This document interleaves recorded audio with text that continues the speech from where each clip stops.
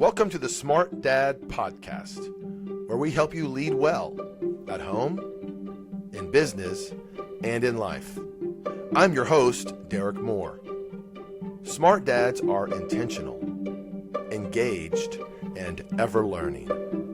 Whether you're a seasoned dad who's been through it all, a new dad still figuring it out, a supported dad with a great woman at your side, or a solo dad carrying the load alone, this podcast is for you. No matter your background, your challenges, or your goals, fatherhood is a journey of growth, and we're here to do it together.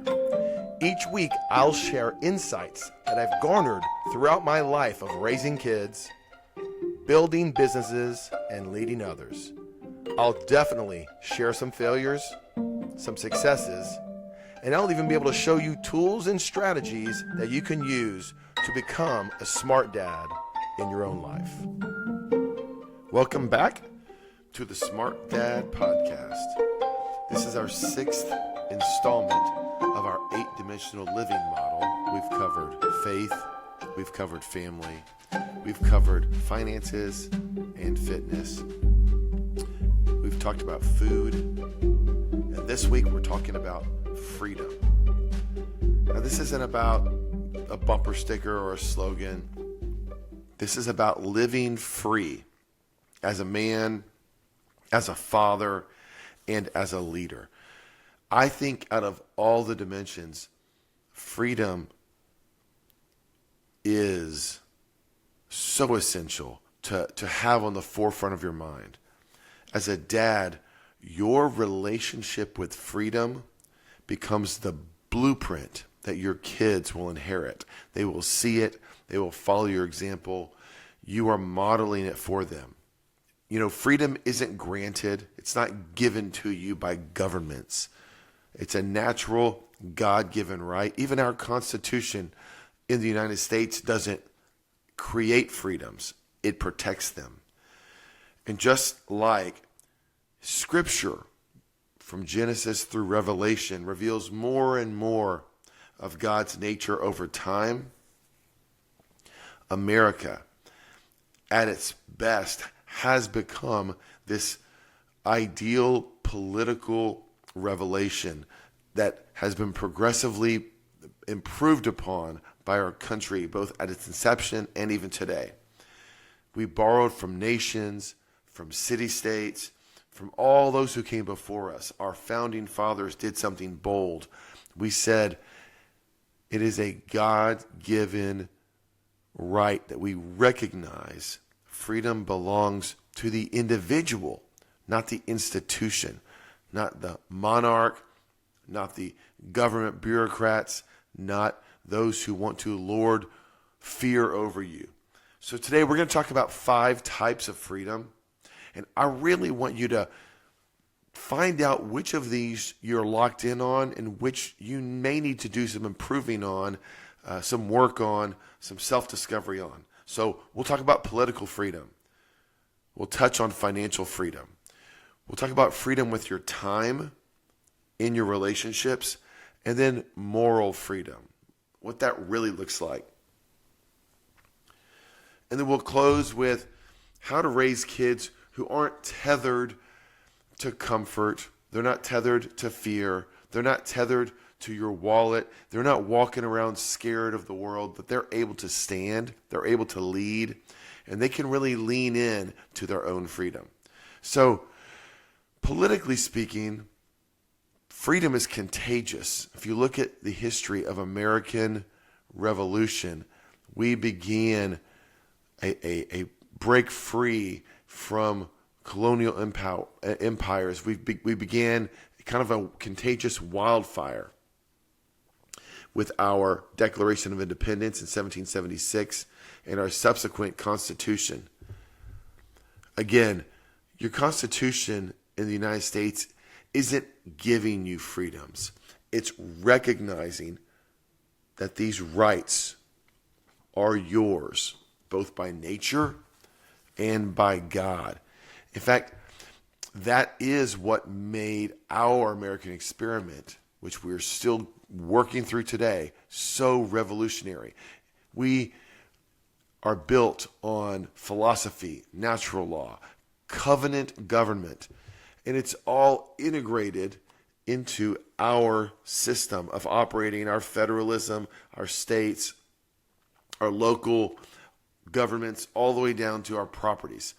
I don't know if you know the name Alexis de Tocqueville, but he visited the United States early in the 1800s, I believe, and he said, in America, a man may rise from pauper to prosperity in but a single generation.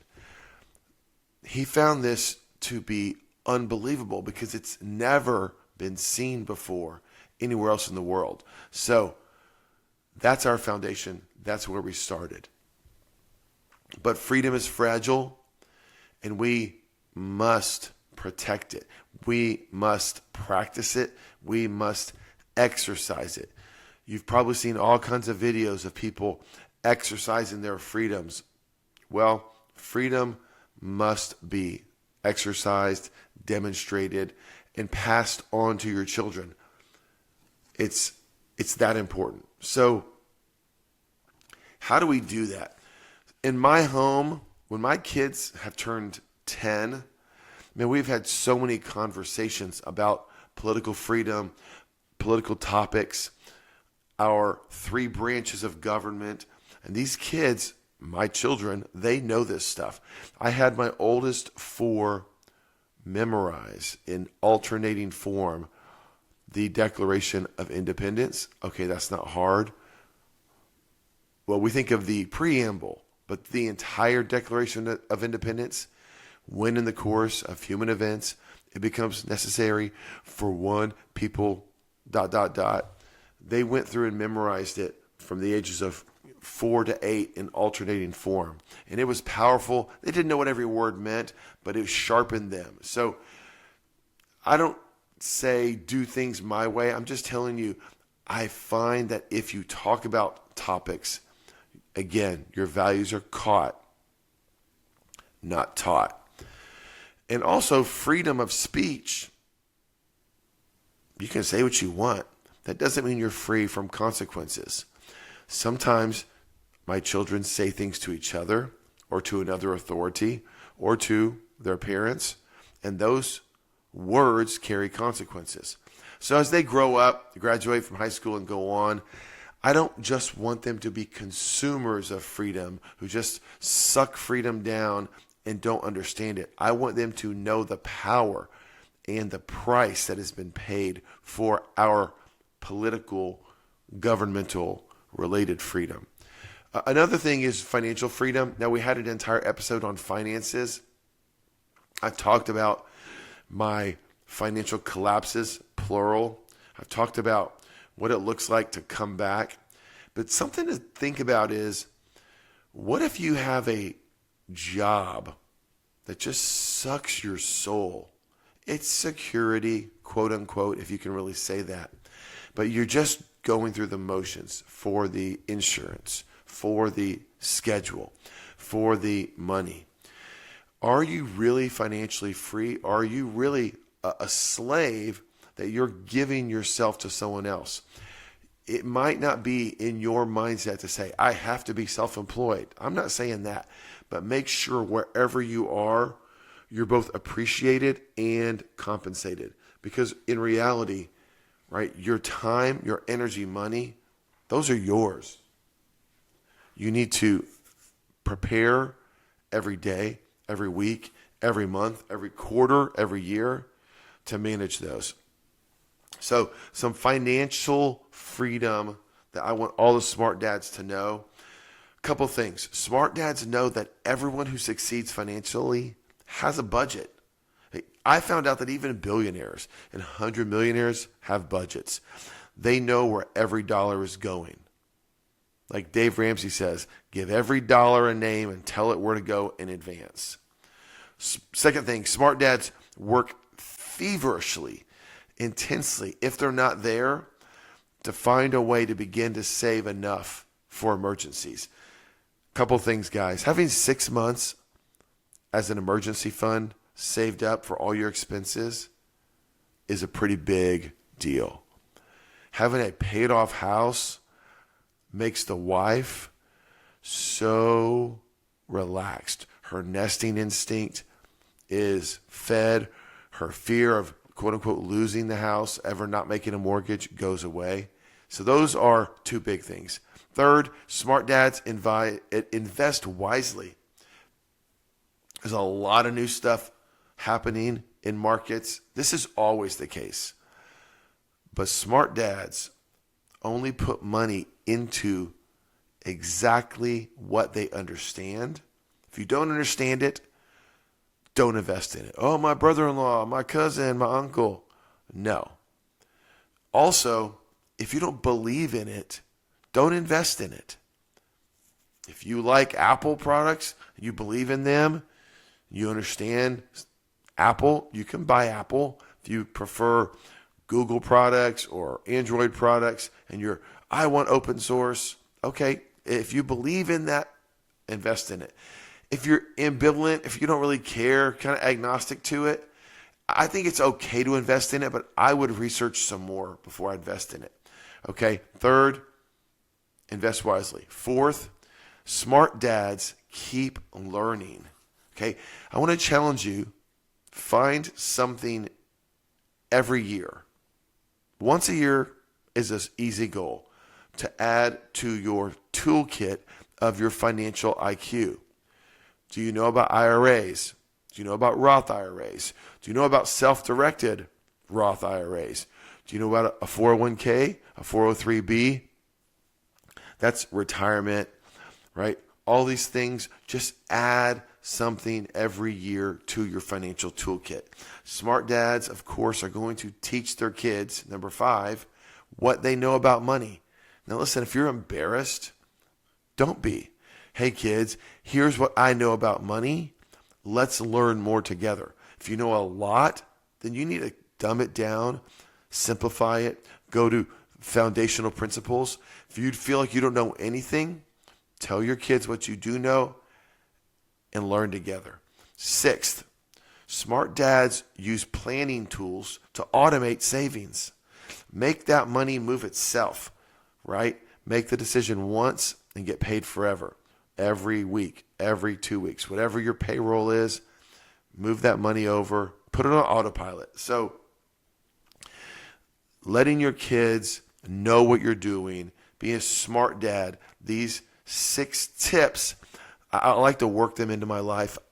I've seen them work. I suggest you do that. By the way, letting your kids work with money on their own, it's a really important part of this whole deal.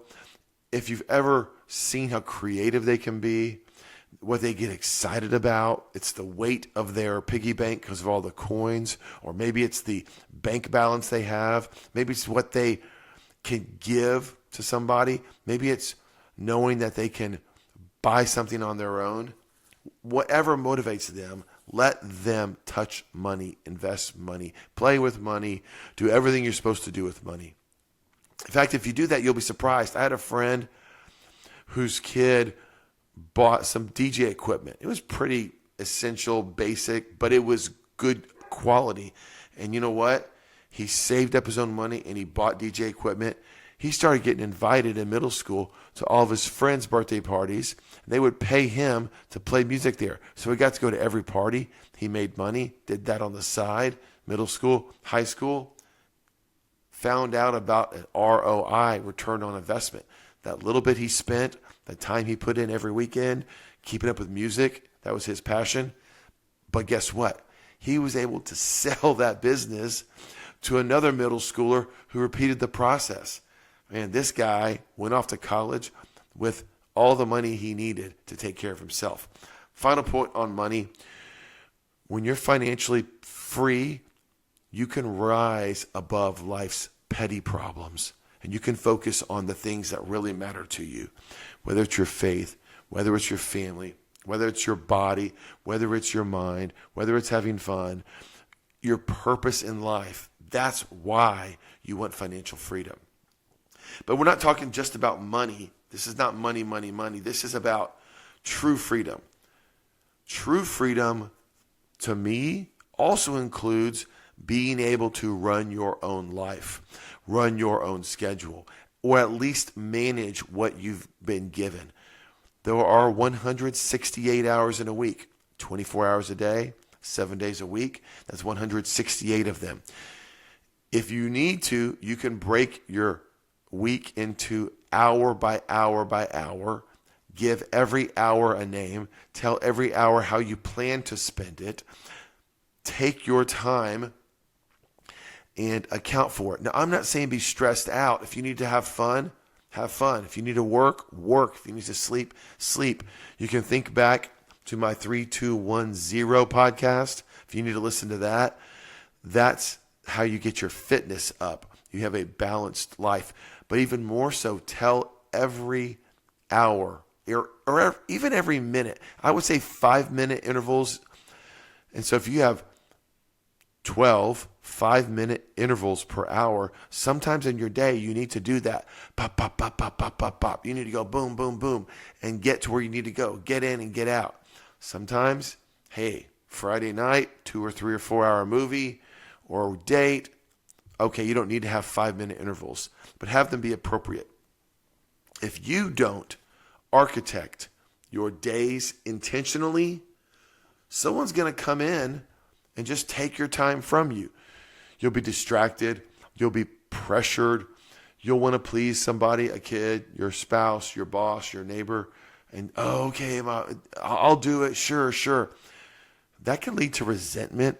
That can lead to being frustrated. That can lead to being overwhelmed. I'm telling you, you can prepare your week, tell your time where it's going to be spent, and then you can have spontaneous time and fun time if you want it, but you're going to be free to design your schedule in a way that you actually want to be spending your time.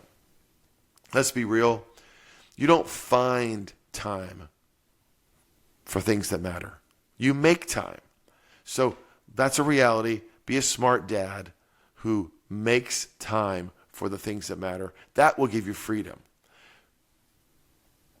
Another focus is relationships. Do you feel, do you think, do you observe that you have relational freedom? I can tell you that something I've learned long ago is every adult relationship is voluntary. Think about this. Thought experiment with me. Every relationship begins as a mutual agreement entered into between two people of their own free will. And any relationship can be ended unilaterally, right? That's by one person, without cause and at any time. So someone can just say, I'm not going to be your friend anymore. He or she doesn't have to tell you, doesn't have to give you notice. That's just a fact. And the sooner you realize that, I see the more you will value friendships. In some of my lowest financial seasons, man, I had poured into people. I had invested in to people. I thought I'd bonded with them. When I got broke, they disappeared.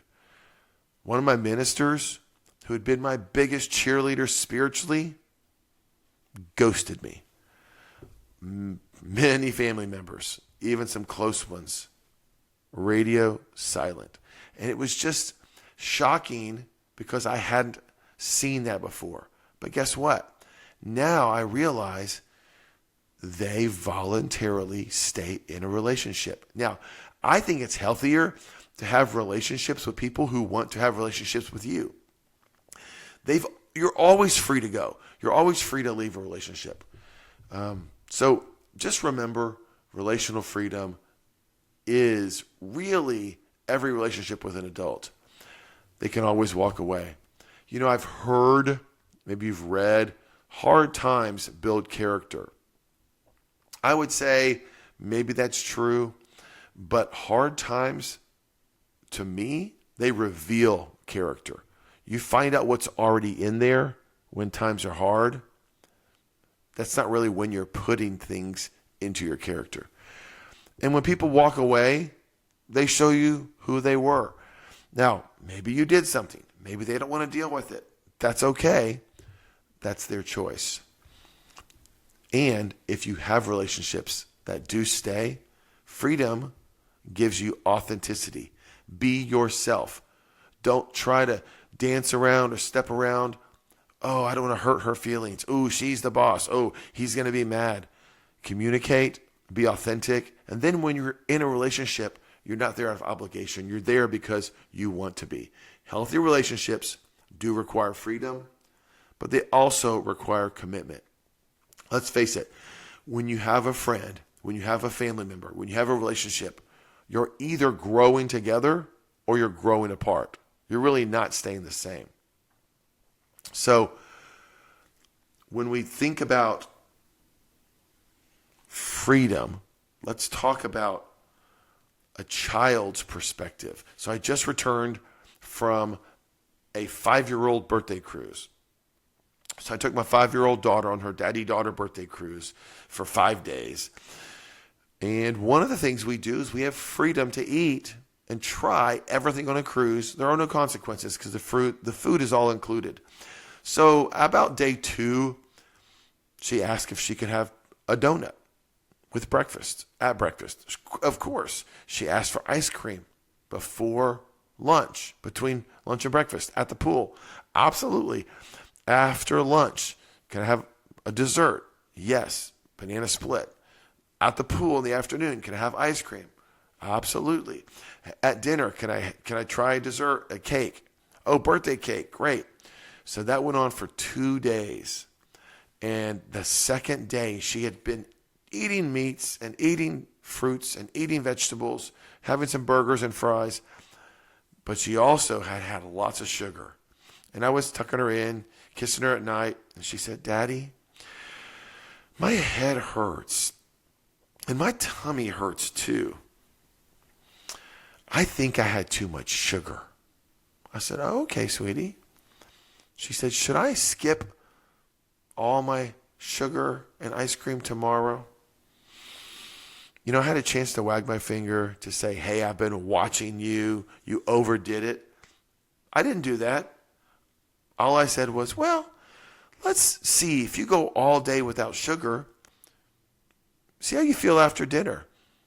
And then maybe you just can have 1 scoop of ice cream."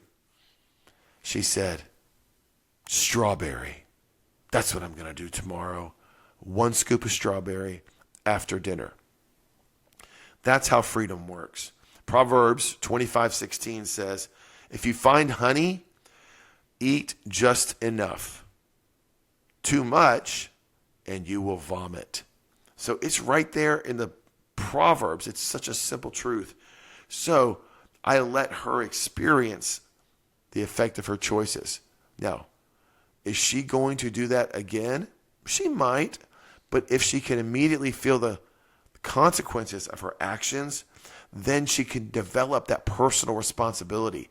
And you know what? She really didn't pursue sugar nearly as much for the whole rest of the cruise because she felt so good on that day where she didn't have much sugar. Freedom without feedback, that creates chaos. Freedom with feedback creates wisdom. And like I say, wisdom is experience at a discount. Remember, think your life through because design determines destiny. If you design freedom into your life, into your choices, you will have a better destiny. Also, we talk about moral freedom. Now, moral freedom is kind of tricky. I'm not going to come exclusively from a Christian worldview, but what I want you to know is that let's not confuse freedom with license. Like, oh man, I can just do whatever I want. Freedom means choosing wisely. License means I do whatever I want. I follow every impulse at every moment. That's going to lead to bondage. Now, you might be in shackles, you might be incarcerated, but if not there, giving into every impulse and whim, it's childish. It's not an adult life. A free man doesn't just indulge every urge. He says, I'm going to restrict my freedoms today so that I can have more choices and better consequences tomorrow. Again, that's simply the definition of delayed gratification. And I don't know where you are, guys, but you might need to say no to a late night at work or a late night out with the guys, and you're just like, oh man, I just have to keep working.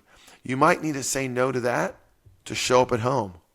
You might need to get off the couch and go to work. It goes both ways, right?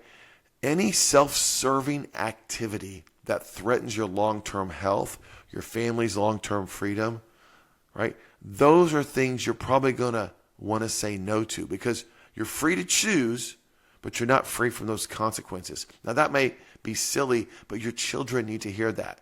Not bragging about yourself, but say, hey, guys, I'm not doing this because I really value this with you. Today's decisions are going to not just affect, but they're going to shape tomorrow's realities. So make your decisions, own your decisions, and then just live with the results. You don't have to make excuses. You can say, hey, I'm free to live how I believe I'm called to live. Then take the time to analyze it and see what got you where you are. That's not just moral freedom, that's wisdom. And that's what you want to pass on to your kids. All right, what about generational freedom? How do you prepare your children not to seek out bondage, not to seek out so much security that they're giving up freedom? I think I've told you I do 12-year-old trips and 17-year-old trips with the kids. My 12-year-old daddy-daughter or father-son trip, I call it my preemptive strike on the teenage years. It's just two of us. We take a 2-week trip anywhere in the country. It's domestic. We talk. We travel. We'll fly Southwest Airlines. We'll go to not a Spartan hotel, but we'll live okay. We'll have a good time. We talk about maturity. We talk about growth. We talk about how bodies are changing. We talk about finances. We really just have a good time. We're having a blast. We're trying to create memories. But as we're there, I take the opportunity to talk about what's coming down the pike. And I tell them, listen, in 5 years, you're going to have your 17-year-old trip. Now, that's when we go international. I like domestic, but international is interesting because they get to choose where we go. We fly business class, which is not first class, but it's really nice. We stay at a really fine hotel where we go. We have really nice food. If we go on a cruise, we go on a really nice cruise. And I tell them, I want you to enjoy it. I want to get them the taste of caviar, if you will. I want them to know what the finest steak tastes like and the most beautiful hotel and the most incredible service looks like, because I want them to long to provide that for themselves and their children. But they know this is the last luxury trip I'll ever pay for you. Do you like the way this tastes? Do you like the way this looks? Do you like the way this feels? This is your motivation to go to college, to go get a career, and to achieve it on your own. So when they go to college, they pay for it themselves. I tell them when they're 12, and I roll it out when they're 17. And so far, 8 of my kids are out of the house, all paying for college themselves. Those who are still in are still paying. Those who are out, they've already taken care of it. I think I've got 3 in and 5 who are out. Now, they were forced to figure it out on their own. You may say, oh, my wife would never let me do that. Oh, I would never do that to my kids. Listen, every family is different. I had kids going to college, right, while their mom was still pregnant with another baby. I know it's crazy. That's how my life is, right? So I've got 15 kids. I've told you before, 10 daughters, 5 sons. I've got 7 more to raise, 1 boy and 6 girls. What matters is not that you do things my way. What matters is I was preparing them at 12 for the conversation. And then at 17, I was enacting it. And by 22, they're done with college and they're going on and they're living their lives, earning income. They're off my payroll and they're successful in life. Start small, figure it out, and begin to transfer responsibility for their own freedom to them. That's what it's about. Own their own outcomes. Live with their own consequences. That is freedom. So here's your challenge for the week. I want you to see if you can do a 5-part freedom audit. If you're writing it down, great. If you need to look at the time, date, stamp, come back to this. We're at the very end here. So what it is your political freedom, financial freedom, time freedom, relational freedom, and moral freedom self-score look like? Politically, are you just teaching your kids how to get through life? Or are you teaching them the rights they actually have where you live? Do they know their rights? Now, you don't always have to exercise your rights, but politically, you need to know your rights. How do you protect them? How do you talk about them? Okay? Ask yourself that. Secondly, a couple simple questions on your financial freedom. Do you have a 6-month emergency fund? Okay? All your expenses for 6 months. If you do, phenomenal. Is your house paid for? I'm telling you, the emotional freedom your wife will have for a paid-for house. It's not truly something Americans do. Yes, you can probably squeeze some more points out of a interest rate, but the mental peace of being financially free, 6 months savings, a paid-for house, man, your life is at another level. What about time freedom? Do you own your schedule? Do you even have a schedule? Are you just constantly being told what to do by everybody else, your boss, your wife, your kids, the clock? Take control of your life in your time where you can. If you can find 1 hour a week or 5 hours a week or 10 hours a week. I have 168 hours a week that I'm in control of in my life. I like it that way. I love it that way. In fact, I say that I'm not self-employed or unemployed. I say I'm unemployable because I want my own time in my own hands. What about relationship freedom? Do an audit. Do you have any relationships built on trust, built on growth? Are all your relationships built on trust and honesty? Or are they built on guilt and control and manipulation, either by you or to you? Just ask yourself that question. And finally, your moral freedom. Today, are your choices aligned with what you believe? I have a friend in his 60s, and he realized in a really big area, I don't really believe this, but I've been living my life this way for decades now. And he has just realigned his life. Maybe morally, you need to realign your life and stop doing things or start doing things. I don't know what those are. But in all of these, the point of this audit is ask yourself how you are and then say, am I modeling freedom for my kids in a way that they can one day walk and be as free or more free than I am? Freedom's not a gift given by governments. Freedom is God-given, it's natural, and as a dad, you can pass that on generationally to your kids. So I encourage you, live your life for freedom's sake. I'm Derek Moore. This is the Smart Dad Podcast. Live free, lead well, and raise some freedom-loving people where you live. Thank you for joining us on the Smart Dad Podcast. Be sure to hit subscribe so you never miss an episode.